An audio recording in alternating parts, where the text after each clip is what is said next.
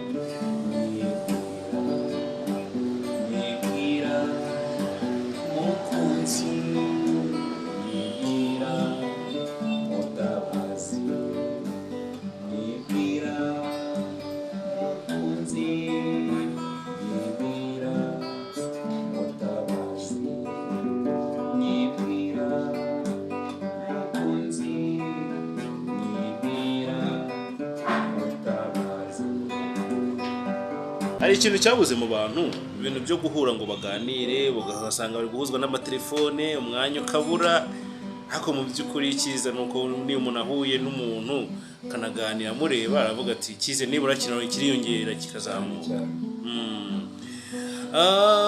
Ariko iriya ndirimbo ya byumva uhore icyo gihe izuba ryari rirenga bayikunda ndayikunda cyane abantu bayigusatira nabo barayitsabye ngo iriya ndirimbo nyine irakenewe kabisa kuko yacurangitse pe.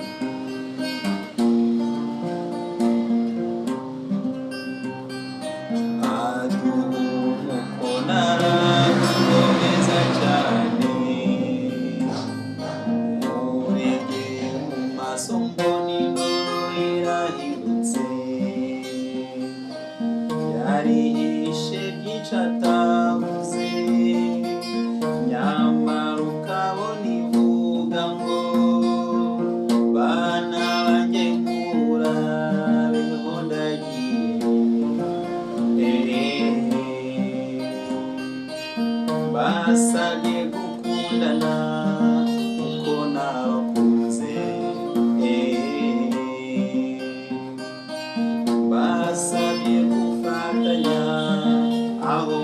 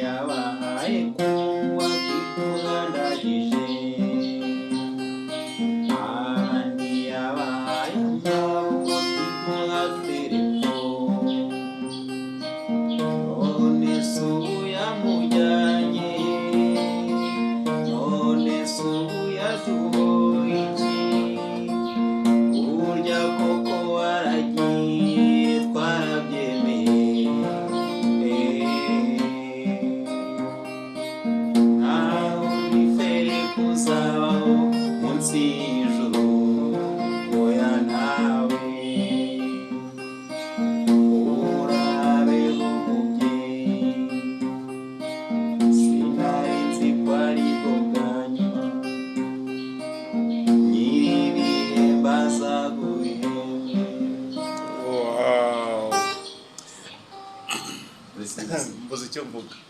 Buriya iyi ndirimbo uziko impamvu nakubwira ko nayikunze, buri saa 11 ndabyibuka kera kuri Radio Rwanda nabaga ngomba kuba narangije kugera mu rugo kugira ngo nyumve nyuma y'amatangazo yo kubika. Urumva rero ni ibintu narayikundaga cyane, indirimbo narayikundaga cyane ku rwego rwo hejuru byose uko nicyo babisobanura. Kandi burya ikundwa na benshi, abantu tuzakubwira ko bayikunda cyane irihanganisha, irema agahinda, ufite amateka ku bantu bari mu gahinda, abapfushije, noneho bamwe bafite ubumuga, yego, mu kigo cy'Igatagara, yego, ndetse no ku bindi bigo nyine urumva bishamikiye ku kigo. Ariko amateka atubwira ko buriya ari umupadiri witwa Filipo nyine wafashaga abo bantu bose. Ya Filipo sinawe wanashinze Rayon Sports se ngira ngo afite amateka kuri musaza, Imana ikomeze muheruko ridashira. Bashigeshe benshi. Ya buriya natwe niyo nzira yacu, ariko hari part 2 nayo ni umuriro. Ntiwibagirwe kana subscribe kuri Bineza TV, your story our spotlight. Reka mushimire Vuningoma David, ya kandi Imana ikomeze ibaho umugisha. Ibiganiro byacu nakagaruka, ciao iki cyari Gisope.